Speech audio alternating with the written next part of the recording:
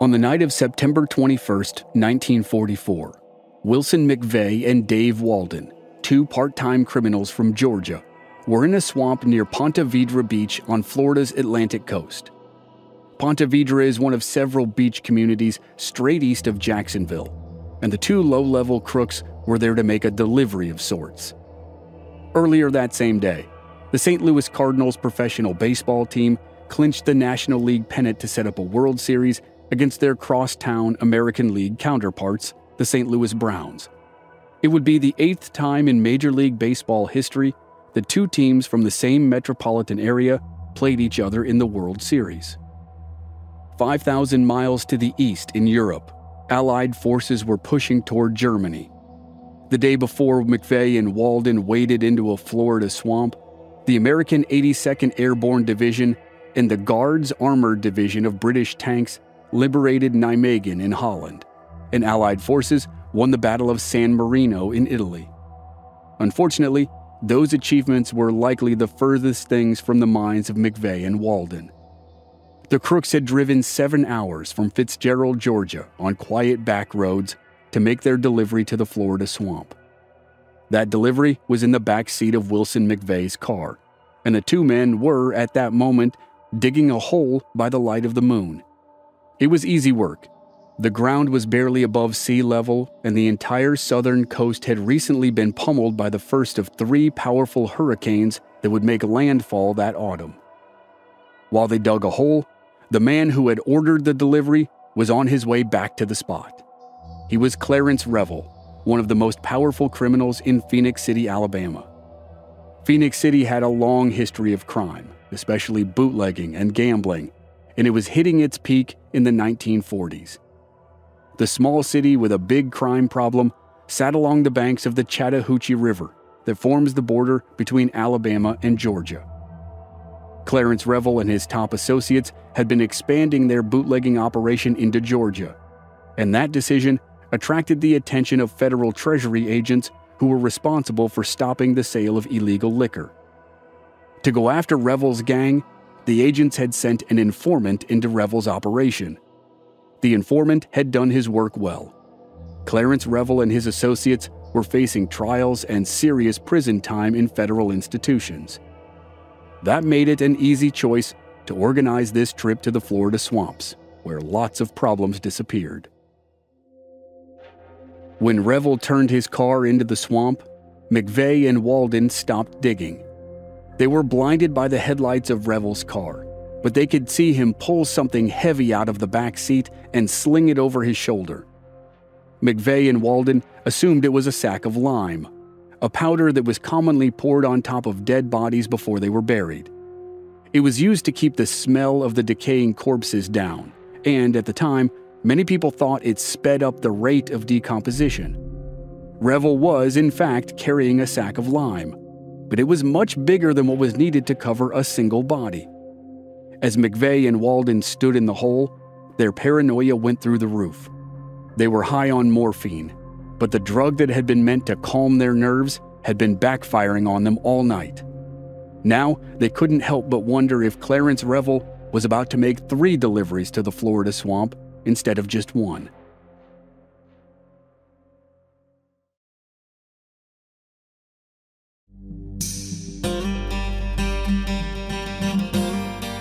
From Black Barrel Media, this is Infamous America.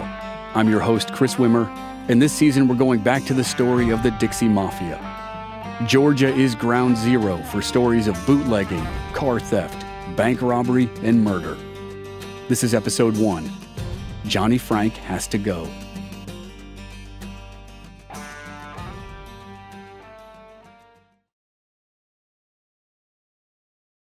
In the summer of 1944, a few months before Wilson McVeigh and Dave Walden found themselves standing in a hole in a Florida swamp, Clarence Revel realized he had a big problem. He was one of the top criminal operators in Phoenix City, Alabama, but he wasn't quite on the level of Hoyt Shepard or Jimmy Matthews. Those two guys dominated the distribution and operation of rigged gambling machines in the Southeast, and they made a ton of money doing it. They used that money to buy local politicians, judges, and lawmen. And they, like many who came before them, helped make Little Phoenix City on the banks of the Chattahoochee one of the wickedest cities in America. Vice and crime went back generations in Phoenix City, and by the mid-1940s, there seemed to be no end in sight. Federal agents and local lawmen had been trying for decades to stop the production, sale, and consumption of illegal alcohol in Phoenix City and the surrounding areas, and they had failed repeatedly. Raids on illegal whiskey operations happened all the time, but they did nothing to stop the flow of booze. And that was Clarence Revel's business, for the most part. Hoyt Shepard and Jimmy Matthews focused mostly on gambling, both selling their machines to other operators and running them in their own clubs. They dabbled in bootlegging like everyone, but they made most of their money from gambling. Clarence Revel was the opposite. He dabbled in gambling with games like the lottery scam known as The Bug, but he specialized in bootlegging. Clarence Revel's nickname was Head, so most people called him Head Revel. If there's a good explanation for the nickname, it seems to be lost to history. Maybe he was always referred to as the head of the operation, and the reference became the nickname. Either way, he ran a club called the Bridge Grocery. If you wandered across the Dillingham Street Bridge from Columbus, Georgia to Phoenix City, Alabama, and you were looking for a good time, the first things you would see were the neon lights of the Bridge Grocery. And in the mid-1940s, with the American war effort surging, there was an estimated 90,000 soldiers living at Fort Benning in Columbus, Georgia, directly across the river from Phoenix City. Fort Benning, which is now called Fort Moore, had been the home of the School of Infantry Arms since 1920. And in the 24 years of its existence, an untold number of soldiers had slipped across the river to enjoy all the pleasures of Phoenix City. Those pleasures, as always, revolved around the big three: liquor, gambling, and prostitution. And while the federal government had always tried to crack down on all three, now it had new motivation. Army commanders at Fort Benning were saying that Phoenix City and other towns like it were actively hurting the war effort. Commanders were losing young soldiers to sexually transmitted diseases and other calamities at an alarming rate, and it had to stop. Head Revel and the other operators in Phoenix City had used their money to secure protection from politicians and lawmen, but now they faced a new and intense pressure. And Revel, in particular, had started expanding his illegal liquor operation into Georgia. He was hitting even closer to home at Fort Benning. And that summer of 1944, at the same time Allied forces were storming the beaches of Normandy, a new crackdown began on enemies on the home front.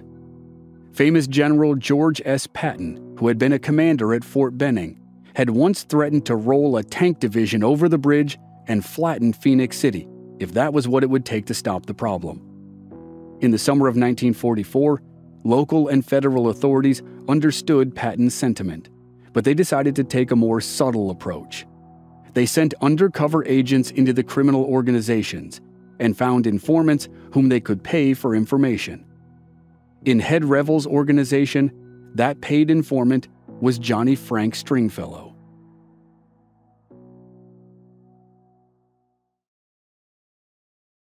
Johnny Frank Stringfellow had been busted running various scams while enlisted in the U.S. Army. His crimes had earned him a dishonorable discharge and a cell in a federal prison. While in prison, his name came up with law enforcement as a former associate of a man named Wilson McVeigh from Brunswick, Georgia. McVeigh, on occasion, had worked for Head Revel, and that was how the connection was made: Stringfellow to McVeigh to Revel. At the time, Head Revel's business was in a perfect middle ground. It was big enough to make him wealthy and powerful on a local level, but small enough that he could buy his way out of trouble and avoid serious threats from federal agents. But with his expansion into Georgia and the intensified motivation to crack down on operators due to the war, Revel was now a higher priority than he had been before. While Johnny Frank Stringfellow sat in prison, revenue agents approached him with a simple deal. If they released him, he would make contact with Wilson McVeigh. After winning McVeigh's trust, Stringfellow would try to get close to Head Revel and learn about his business operations in Georgia. If Stringfellow's information led to the arrest of Revel and his associates, Stringfellow's slate would be wiped clean. Johnny Frank Stringfellow took the deal. After Stringfellow was released, he reached out to Wilson McVeigh, who worked in the shipyards of Brunswick, Georgia for his day job. At night, McVeigh was a safecracker, often in the service of head Revel. McVeigh worked both jobs with a guy named Dave Walden. The two of them were morphine addicts, and they targeted safes in pharmacies so they could score cash and drugs at the same time. McVeigh welcomed Stringfellow into the loose-knit crew, and over time, Stringfellow was able to get close to head Revel. It appears as though about 99% of the plan worked perfectly. Accounts say Stringfellow was diligent and attentive. He apparently kept detailed notes of the comings and goings of Revel, his associates, and the thousands of gallons of bootleg liquor that Revel was moving through the state of Georgia. All that information helped the authorities arrest and indict head Revel and his top two associates, Joe Allred and Godwin Davis, in the summer of 1944. Through the legal process, Revel's attorneys learned that a key witness was able to get close to the ringleaders and would provide damaging testimony against them at their trials. The three bootleggers were set for trial in October 1944, and it was a simple request by the prosecution that produced unintended and tragic consequences. Prosecutors told Stringfellow that he needed to collect and organize his notes and send them to the prosecution team. Stringfellow readied the notes and sent them off in a letter to the revenue agents who had worked with him on the undercover operation. It appears as though Stringfellow was walking through Phoenix City and he dropped the letter without realizing it. Whoever picked it up allegedly recognized Stringfellow's name on the return address and knew that he worked for head Revel. Then the person saw that the letter was addressed to the U.S. Treasury, the department of the federal government that was responsible for busting illegal liquor operations. That raised an obvious question. Head Revel was a known bootlegger. Johnny Frank Stringfellow was a known associate of head Revel. Why would Stringfellow be sending a letter to the agency that was trying to bust head Revel? The letter found its way to Revel, and he decided immediately what needed to happen. Johnny Frank Stringfellow had to go.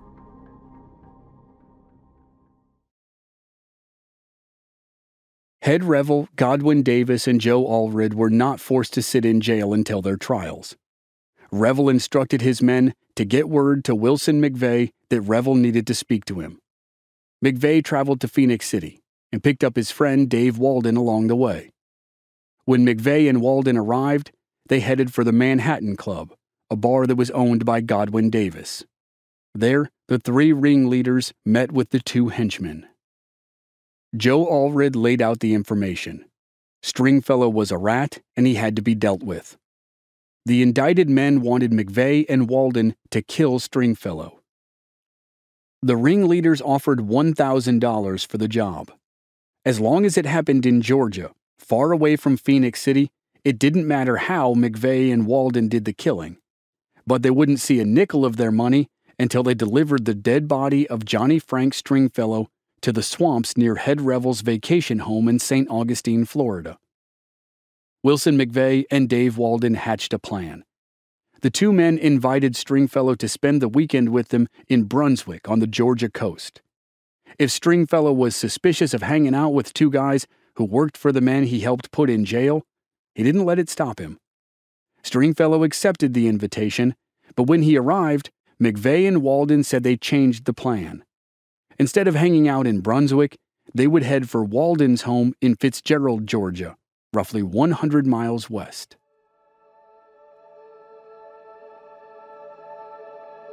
McVeigh and Walden promised the beer would be cold, the food would be plentiful, and to top it all off, they had a well-stocked cabinet of recently stolen morphine. Stringfellow went willingly. McVeigh and Walden figured the town of Fitzgerald was the perfect place for the murder. It was a small town in the hills of South Georgia and far away from Phoenix City, as Head Revel and company had requested. Additionally, if Stringfellow had shared his travel plans with anyone, he would have told them he was going to Brunswick.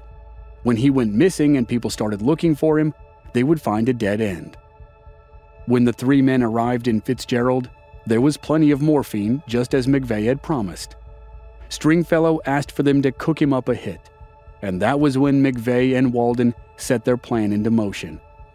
McVeigh injected Stringfellow with what he and Walden believed was a lethal dose. Then McVeigh and Walden each took a hit, and they waited.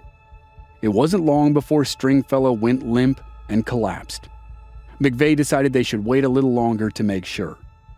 After an hour or so, they checked Stringfellow and felt confident he was dead. It was time to wrap up the body, load it into the back seat of a car, and head for Florida. But before they did, they each took another hit. By the time they headed out on the road, they were as high as Georgia pines.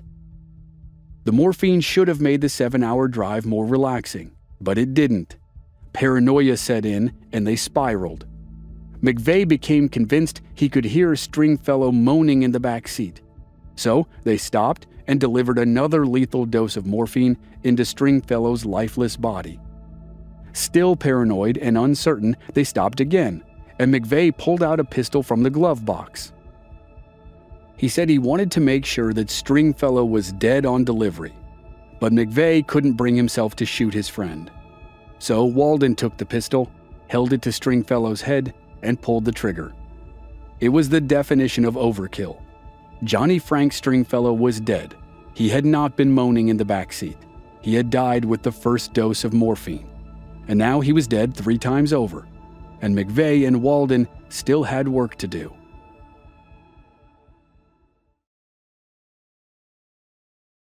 When McVeigh and Walden arrived in Ponte Vedra Beach, Florida, with Johnny Frank Stringfellow's thoroughly dead body in the backseat of their car, they were joined by Head Revel. Revel had driven up from his summer home in St. Augustine to make sure his delivery was happening according to his plan. Revel and the killers drove separately to a secluded area to dig a shallow grave. McVeigh and Walden started digging, while Revel announced he needed to go to town to buy some lime. He said the lime would speed up the decomposition and make the body unidentifiable. When he returned, Revel figured the grave was deep enough. McVeigh and Walden moved Stringfellow's body into the hole. They were already paranoid because of their morphine usage, and now they were standing in a grave with a dead body, and Head Revel was standing above them. Revel reached into his pocket and told McVeigh and Walden that it was time for them to settle their business. Even through the haze of morphine, the two killers could easily imagine that they were loose ends who had just delivered themselves to their own graves. But instead of pulling out a gun to execute his accomplices, Revel pulled out a wad of cash. He told McVeigh and Walden they had done a good job, and he paid them the $1,000 he had promised. As Head Revel and his associates had hoped, the case against them fell apart. Without the star informant, prosecutors couldn't move forward with their case. The letter with Stringfellow's notes was lost, and Stringfellow himself had disappeared. Head Revel never set foot in a courtroom. And after the collapse of the case, Revel continued to grow his criminal enterprises over the next 4 years without running afoul of the authorities. Business at his clubs in Phoenix City boomed, and his multi-state liquor trade expanded. Revel also began to put together a team of expert safecrackers who would become well known in the Southeast over the next decade. Some of the jobs they pulled may have been front-page news, but between 1944 and 1948, the only time that the name Head Revel appeared in Georgia newspapers was when he advertised jobs for cocktail waitresses at his clubs. Revel's henchmen for the Stringfellow hit, Wilson McVeigh and Dave Walden, were not as successful or lucky. Both did several stints in prison for drug possession and burglary. During one of those stints, they had a cellmate named Roy Williamson. Williamson was a thief and petty criminal from Tennessee who also operated in Georgia. As prisoners often do, McVeigh and Walden shared some of the stories of their crimes with Williamson.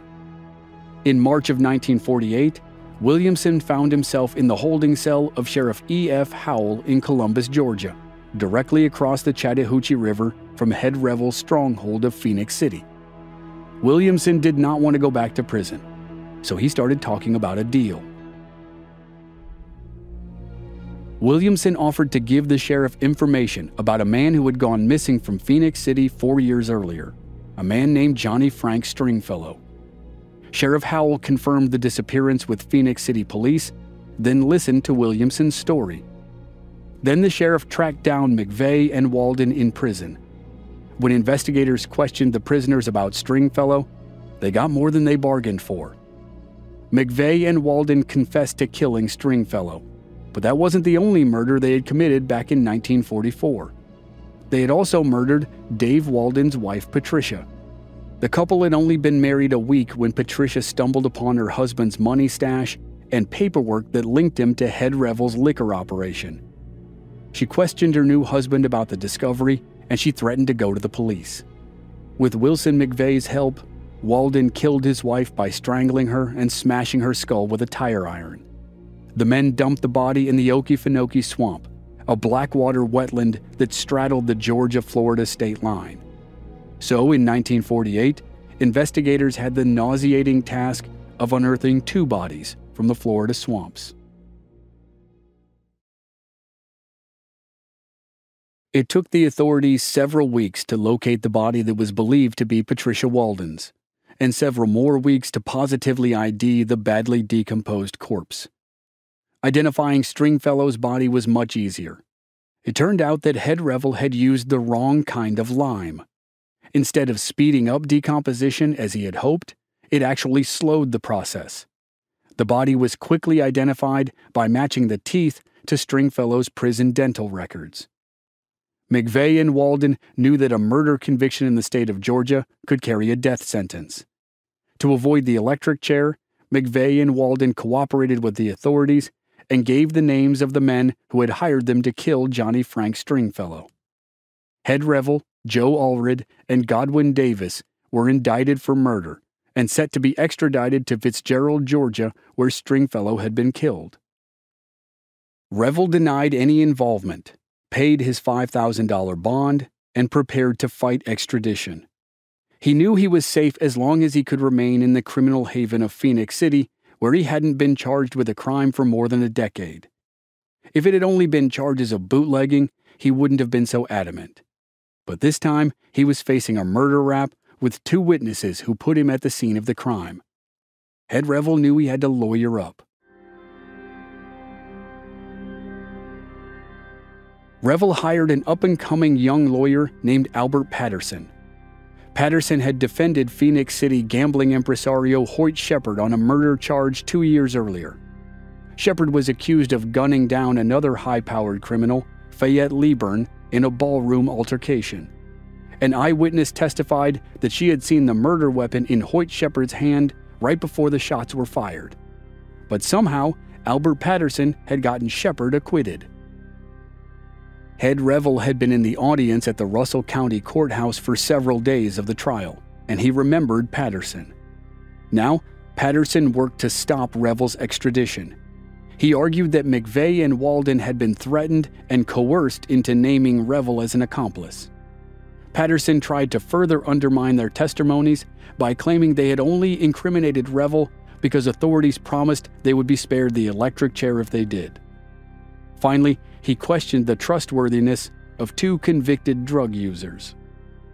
Patterson succeeded in getting Revel's extradition postponed several times, but after weeks of legal sparring, Patterson lost the fight. The judge ordered Revel to go to Georgia to face the music. In Georgia, Revel hoped Patterson could work the same kind of legal magic that he had worked at Shepard's trial. As it turned out, Patterson didn't have to. The judge decided to postpone the presentation of Revel's murder case to a grand jury until the next session. It was currently October 1948, and the next grand jury session was in January 1949. With nearly 3 months to wait, Head Revel was allowed to go home to Phoenix City to spend the holidays with his family. A year later, in January 1950, after Wilson McVeigh and Dave Walden had received life sentences for the murder of Patricia Walden, Head Revel was officially cleared of all charges related to the murder of Johnny Frank Stringfellow. After 6 years, the case was finally done. Head Revel got back to work, or more accurately, he got back to crime. The next few years would be busy for Head Revel in Phoenix City, but also in Georgia. There would be more bootlegging, more safe-cracking, and more murder.